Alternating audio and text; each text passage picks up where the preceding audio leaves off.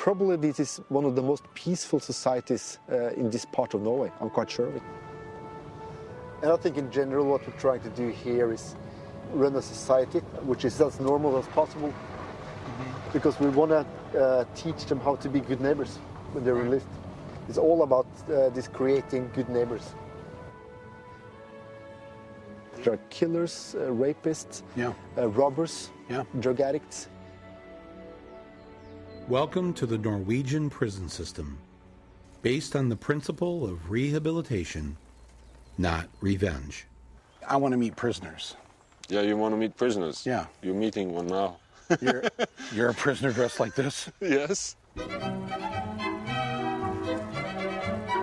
So this is the house, and in here is the living room. It's a nice, okay view. And this is my room. It's pretty okay. Yeah, so this is your cell? Yes. Did they lock you in at night? No, I'm the only one that has the key for it, so...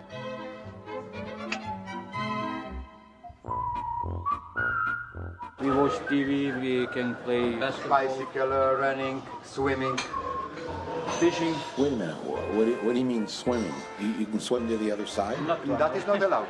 Not allowed. From another side you can swim here, but you cannot swim from here to another side. Because they call escape. You're in prison for murder. Yeah. You killed somebody. Yeah. I can't help but notice that right behind you are a whole bunch of very sharp knives. Yeah. Yes. Nobody here is worried about that, or No. No. should I be worried about that? No. You're not worried about it. I'm not worried about it. That is just for make food. That is not weapon. And only for this. This is the last one. I love this. Yeah. If I could get one of these to take home, I would have ketchup on everything. That is like the coolest. Look at it, it's still going. Yeah. In the weekend, it's 4 guards at work in another building. That's it. Yeah, that's it. And how many of you are there here? 115. 115. Yeah. And 4 guards. Yeah. Wow. Warden, where's the punishment? Where is the punishment? The main idea is we're just supposed to take away their freedom. That's the only punishment we're actually giving them. They miss their family, they miss their friends. Right, right. But I think, and I hope, when you speak to them, they will also feel that we're trying to help them back to the same society. You know, this is going to be very hard for Americans to see this. This looks very strange to understand why you're doing it, why you do your prison system this way. I don't understand why you think this is a strange idea. This is an American idea. Your founding fathers put in your constitution, it says no cruel or unusual punishment. You wrote that. We have to show more love and affection for each other, to take care of each other in another way. This is the way. Yeah. And this is the essence of life, you know. If we showed a little more love and affection and kindness toward each other. Yeah. Yeah. This is the way, and this is so important. So important. Yeah. The U.S. has one of the highest recidivism rates in the world. Nearly 80% of prisoners are rearrested within 5 years. Norway has one of the lowest, at 20%. And that was something I was claiming for the USA. Of course, I was visiting a model prison, a place for inmates who were being rewarded for their good behavior. I said it wasn't fair to show the American public their nicest place. I wanted to see a maximum security facility. And that's where I went. When the prison first opened in 2010, the guards wanted to send a strong message to the new inmates. So they made this orientation video.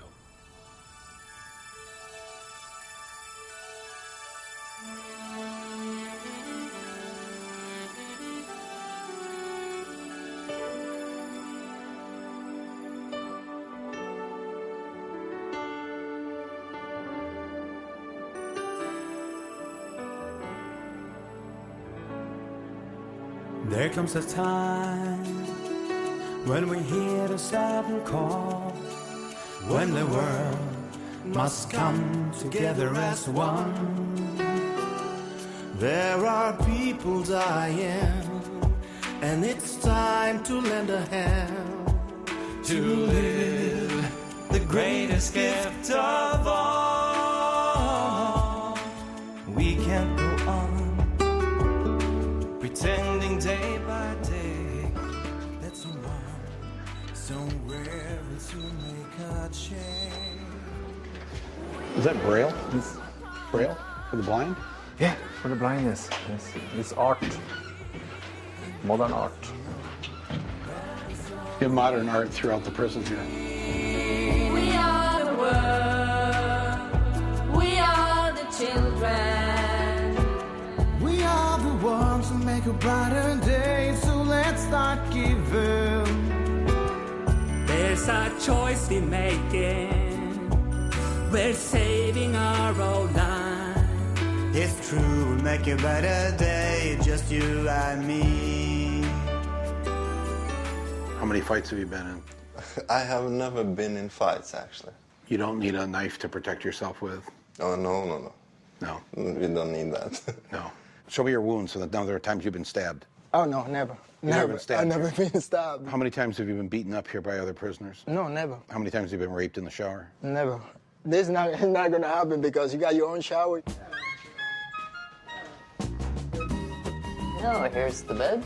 Okay, that's a bed. Yeah. TV. Got the flat screen TV. Mm-hmm. You got your shopping, you got your clothes, got a fan if you feel hot. I'm painting, and besides that, I'm studying art class, you know. You're taking philosophy class. I'm gonna have exam after summer, so I want to work with community problems and things like that, maybe politics later on, so. That's not a bad idea. Go to prison first, then become a politician. And speaking of politicians, as in Portugal, prisoners in Norway can vote. And in order to get their votes, candidates show up for election debates, televised live from inside the prison. Hvordan i all verden kan du forsvare det som justisminister? Jeg kan ikke forsvare det. I had to keep reminding myself this was a maximum security facility. Here, the inmates have keys too. And this inmate was a murderer. They had Xboxes and a library as nice as any suburban high school library in the U.S. Library is the most popular place in the prison. They even had their own record label and a recording studio.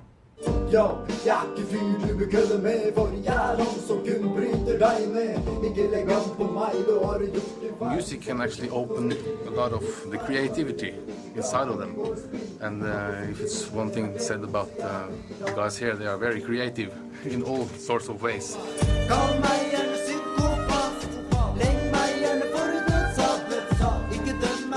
They've got their own laundry, they've got a pantry, and yes, they've got their own knives too. Where are your guns? We don't need it. You don't need any guns? No, we talk to the guys, that's our weapon. That your weapon Yeah. is your mouth? Yeah. When it comes to do the job, they really do it good, you know, Yeah. because They here ask you how officer, you're they doing? serve you, you know, they there for you. The guards. It's not like in America, they there for beat the shit out of you. Crowd, motherfucker, crowd! Get him, this way! This way! Get him! Go! Go, this way! Get him! Be big! Get him!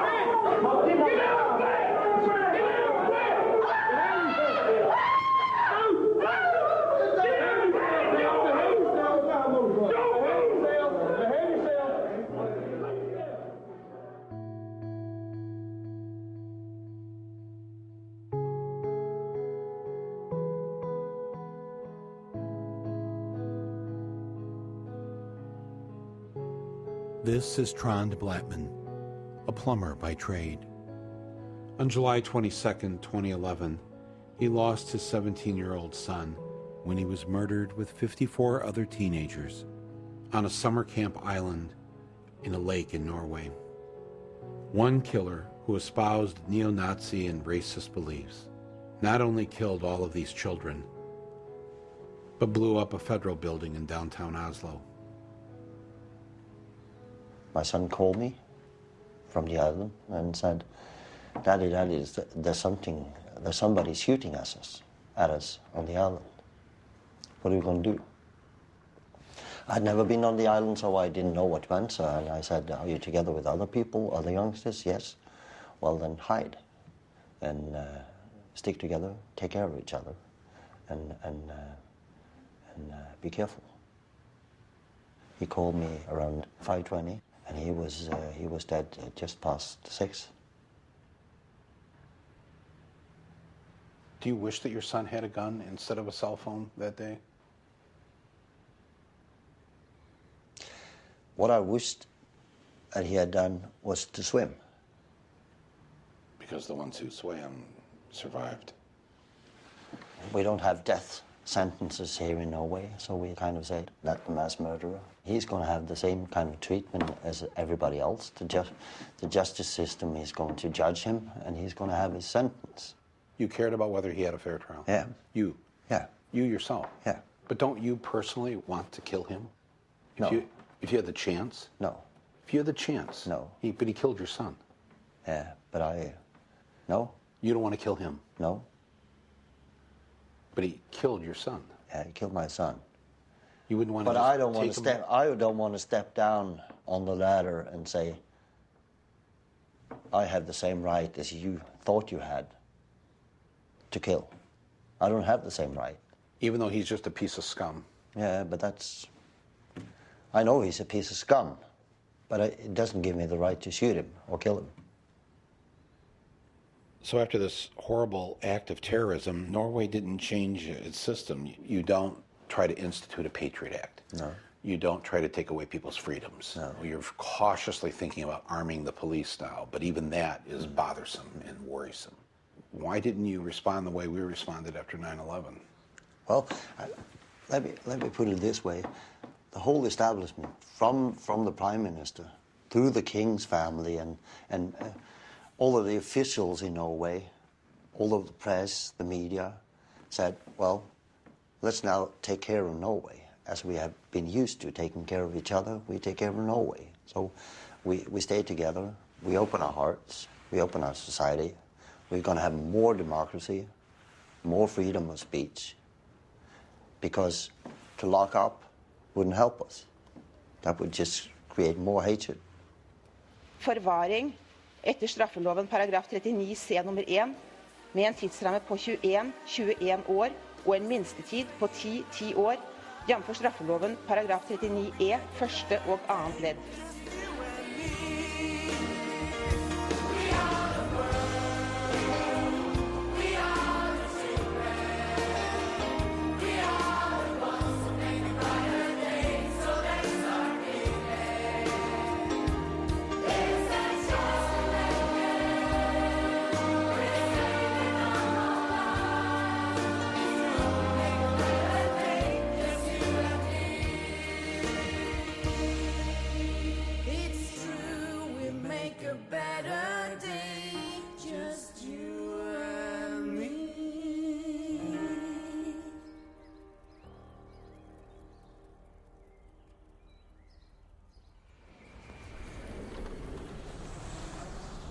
There was much I took from Norway, and much more to think about.